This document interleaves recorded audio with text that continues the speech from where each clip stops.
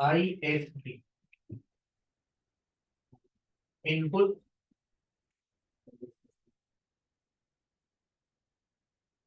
Service distributor. ये आपको practical life में बहुत कम मिलेंगे। और प्रैक्टिकल पॉइंट ऑफ व्यू बोलो तो इररिलेवेंट है, but exam point of view से अगर मान लो सीए पाने वाले बच्चों में जो सीआईपी से बैठा हुआ दिन उसके लिए बहुत इंपॉर्टेंट है। 4 मार्क का बहुत आता है। ये होता है, सपोज करो कोई बड़ी कंपनी है, उसके बहुत सारे ब्रांचेस है अलग अलग स्टेट,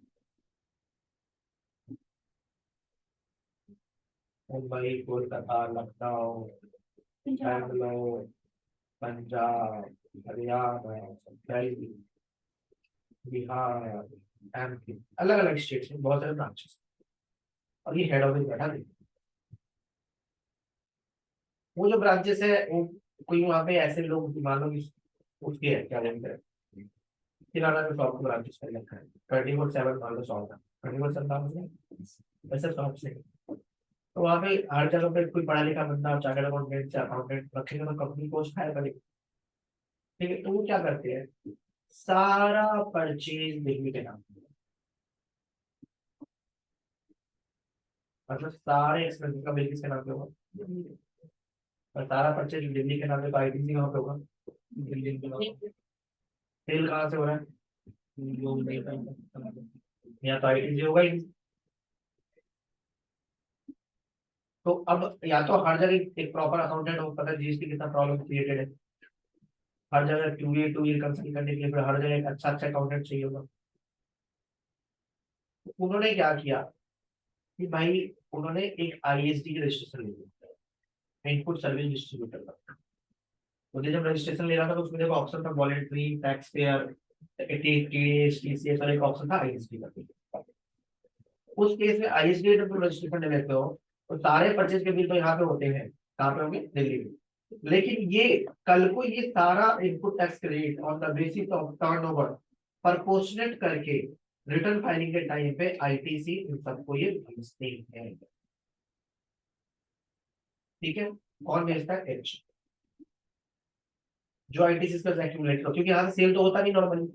तो जो भी आईटीसी एक्यूमुलेट पड़ा हुआ है इनके पास वो एक डॉक्यूमेंट्स होता है, डॉक्यूमेंट्स के बेस पे इन सब स्टेट को पहुंचा दिया जाता है।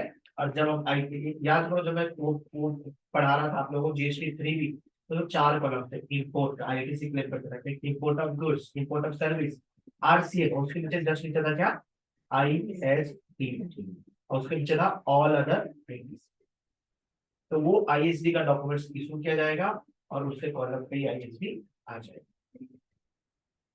ठीक है, तो उसी अब इसमें ये सेक्शन जो 20 आपको क्या बोलता है, सेक्शन 20 आपको कंडीशंस बताता है कि सबसे पहले जो अलग अलग ब्रांचेस को आप भेज रहे हो वो on the basis of documents भेजोगे, on the basis of turnover proportionate किया जाएगा। ठीक है, तो ये सारी चीजें उसके अंदर में पढ़ा लिखा हुआ, कुछ कंडीशंस प्रिस्क्राइब किए गए हैं, हम वो पढ़ेंगे।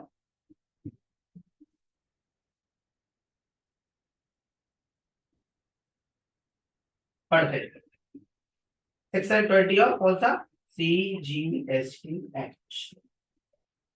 सबसे पहले manner of distribution of credit by input service distributor. The input service distributor shall distribute the credit of central tax at central tax, मतलब सीजीएसटी को सीजीएसटी की तरह ही भेजोगे,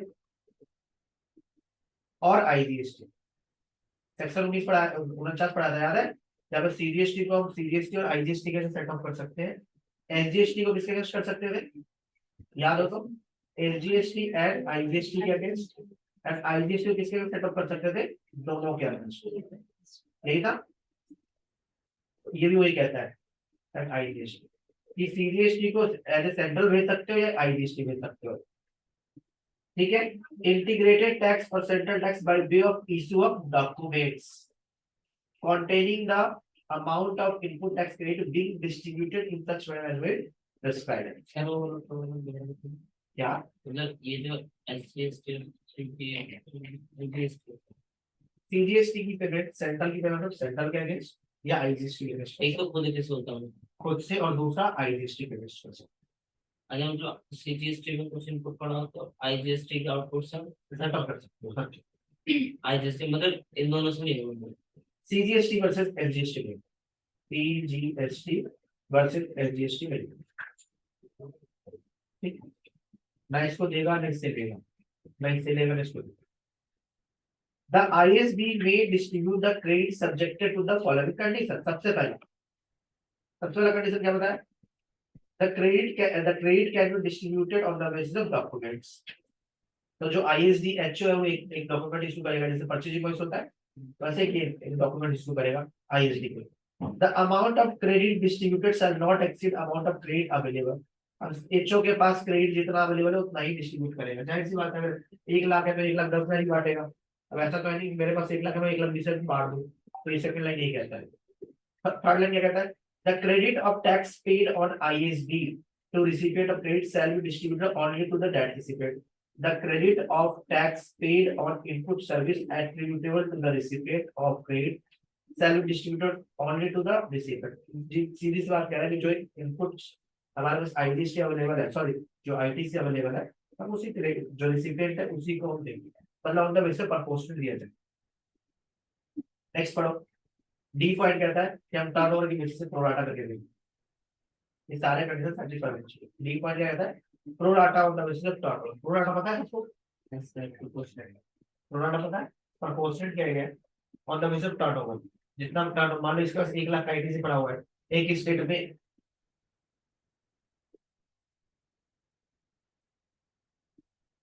एक स्टेट में 5 लाख का टर्नओवर है, एक स्टेट में 7 लाख का टर्नओवर है, एक स्टेट में 10 लाख का टर्नओवर है, और इसके पास 1 लाख पड़ा हुआ है।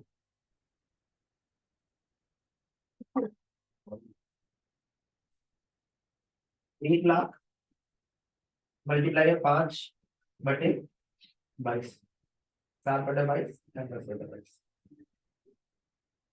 5, 7, 5, 12, 10, 22, 10, 22, 5/22, 7/22, 10/22। इसको बोलते हैं प्रोराटा करके। ठीक है जी। पढ़िए सी, ई पढ़िए। The credit of tax paid on input service distributed attributable to the all recipient of credit shall be distributed among the such recipient, and the such distribution shall be pro rata on the basis of turnover in the state, turnover union territory on such during the relevant period to the aggregate of turnover of all recipients which are operational in the current year during the। भाई जो operational है उसी को भी देंगे, ये भी ध्यान दीजिए। रिलेवेंट पीरियड मतलब उन्होंने क्या बोला है? जिस पीरियड से रिलेटेड है, जिस ईयर से रिलेटेड है उसी का टर्नओवर है। ये नहीं कि 2-3 साल का टर्नओवर जोड़ के जिसका ज्यादा होगा उसको ट्रांसफर करा दो, ठीक है, ऐसा नहीं है। और मतलब 5 सर 5 4 में कैसे मतलब सेल जो हुई उसमें on the basis of turnover. और जब वो एक्टिविटी तो सेल कहाँ से हुई उसमें? क्या तो इसने बोला ना कि, तो इसने बोला कि जो करंट ईयर में ऑपरेशन उसी के बेसिस पे दिया जाएगा। मान लो एक बंदा पिछले साल 000 था, अब उसने अच्छा खासा टर्नओवर कर दिया तो उसको सारा आईटीसी देगा, ऐसा नहीं होगा।